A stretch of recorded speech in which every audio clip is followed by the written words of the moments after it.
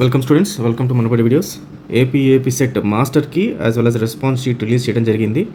అయితే ఈ response sheet చూసి చాలామంది స్టూడెంట్స్ తక్కువ మార్కులు వస్తాయి అని చెప్పి భయపడుతున్నారు. సో అలా భయపడాల్సిన అవసరం లేదు. నార్మలైజేషన్ అనే ప్రాసెస్ ద్వారా మీకు అందరికి కూడా మార్క్స్ అనేది పెరుగుతాయి. అయితే ఏ షిఫ్ట్ వాళ్ళకి ఎన్ని మార్క్స్ పెరుగుతాయి అనేది ఇప్పుడు ప్రతి ఒక్క షిఫ్ట్ గురించి ఎక్స్ప్లెయిన్ చేస్తూ చెప్తాను. సో దానికి ముందు ఒకసారి మీరు అర్థం చేసుకోవాల్సిన విషయం ఏంటంటే ఏపీ సెట్ రిజల్ట్స్ రెండు పారామీటర్స్ తీసుకొని చేయడం జరుగుతుంది. ఒకటి వచ్చి EAP CET marks, EAP CET normalized marks. So normalization అంటే ఏంటి అనేది నేను బ్రీఫ్గా చెప్తాను. నార్మలైజేషన్ అంటే ఏ షిఫ్ట్కి అయితే టఫ్గా పేపర్ వస్తుందో వాళ్ళకి మార్క్స్ పెరుగుతాయి, ఏ షిఫ్ట్కి అయితే ఈజీగా పేపర్ వస్తుందో వాళ్ళకి మార్క్స్ తగ్గుతాయి.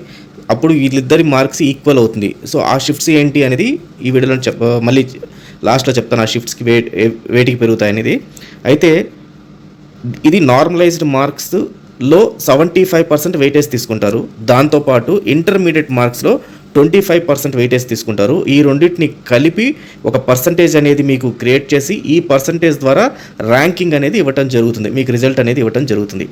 సో ఇది కంప్లీట్ ప్రాసెస్. సో ఈ నార్మలైజేషన్ ప్రాసెస్ అనేది గవర్నమెంట్ ఎలా స్పెసిఫై చేసింది, అసలు మార్క్స్ పెరగటము అలాగే తగ్గటం అనేది జరుగుతుందా అంటే ఇది ఈఏపీ సెట్ వాళ్ళు నోటిఫికేషన్ రిలీజ్ చేసినప్పుడు వాళ్ళే క్లియర్గా మనకు ఈ మొత్తం కంటెంట్ అంతా ఇవ్వడం జరిగింది.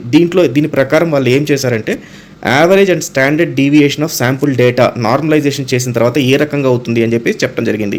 దీంట్లో చూస్తే మీరు ఇది example of normalised marks in session 1 అనే వాళ్ళకి ఇది ఎగ్జాంపుల్ వరకే, మీ సెషన్ 1లో వస్తుందని కాదు. ఇక్కడ చూస్తే మీకు క్యాండిడేట్ 1 C1 అనే అతనికి మ్యాథ్స్లో 0 వస్తే అతనికి నార్మలైజేషన్ అయిన తర్వాత -4.6 వచ్చింది.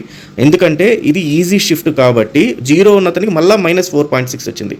అలాగే కిందకి చెక్ చేస్తే C3 క్యాండిడేట్ 3 అనే అతనికి 61 మార్క్స్ వస్తే అతనికి మార్క్స్ తగ్గి 59.89 అనే మార్కులు రావడం జరిగింది. ఇది సెషన్ 1కి.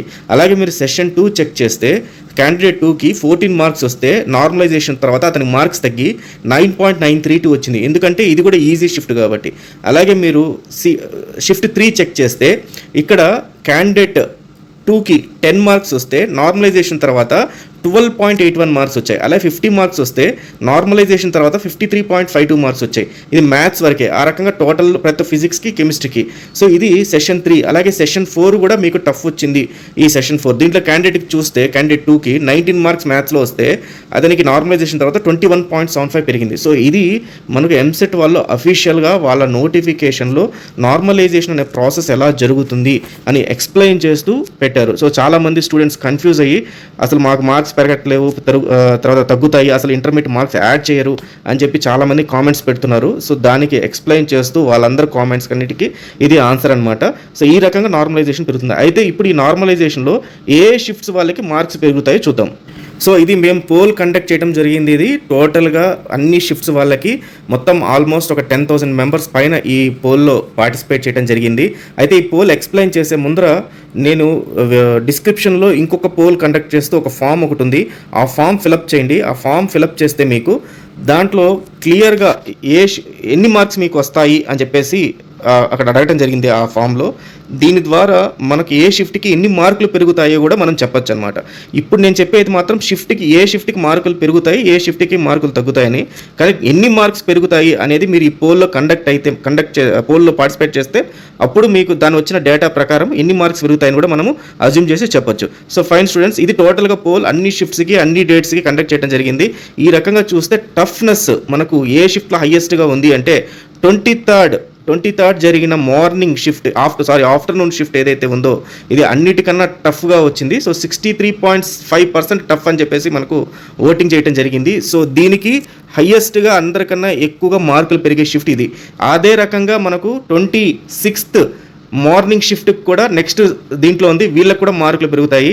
అండ్ 26th ఆఫ్టర్నూన్ షిఫ్ట్ వాళ్ళకి 62.73 థర్డ్ షిఫ్ట్, ఇది థర్డ్ రోలో ఉంది మనకు. సో వీళ్ళకి కూడా మార్క్స్ పెరుగుతాయి. ఈ రకంగా వీళ్ళకి మార్క్స్ పెరుగుతూ వస్తాయి. అదే రకంగా మనకు లాస్ట్కి వచ్చేసరికి 24th and May 24th May and 24th morning and afternoon, 25th afternoon ఏవైతే ఉన్నాయో ఇవి మోడరేట్ కింద ఓటింగ్ జరిగింది. సో వీళ్ళకి మార్కులు తగ్గుతాయి. ఈ మార్కులు తగ్గటం అంటే నార్మలైజ్డ్ మార్క్స్ అయితే రావడం జరుగుతుంది. ఇది మన ఓన్లీ అజంప్షన్ వరకే. సో మిగతాదంతా కూడా అంటే ఏ షిఫ్ట్కి ఎంతంత పెరుగుతుంది అనేది మొత్తం టోటల్ ఈ పీడిఎఫ్లో ఉంది. ఈ పీడిఎఫ్ని టెలిగ్రామ్ ఛానల్లో పెట్టడం జరిగింది. ఒకసారి దాంట్లో నుంచి డౌన్లోడ్ చేసుకోండి. అలాగే టెలిగ్రామ్లో కూడా ఓటింగ్ ఉంది. ఆ ఓటింగ్లో పార్టిసిపేట్ చేస్తే చేయండి, లేదా ఈ డిస్క్రిప్షన్లో ఏదైతే మీకు ఒక లింక్ ఉందో ఆ లింక్ పైన లింక్ ఓపెన్ చేసి ఫామ్ ఫిలప్ చేస్తే మీకు ఎన్ని మార్క్స్ వస్తాయి అనేది మనకు ఒక అవగాహన వస్తుంది. దాని ద్వారా ఏ షిఫ్ట్ వాళ్ళకి ఎన్ని మార్క్స్ ఎగ్జాక్ట్గా ఎన్ని మార్క్స్ పెరుగుతాయని కూడా మనము చెప్పొచ్చు. So all the best students, thank you very much.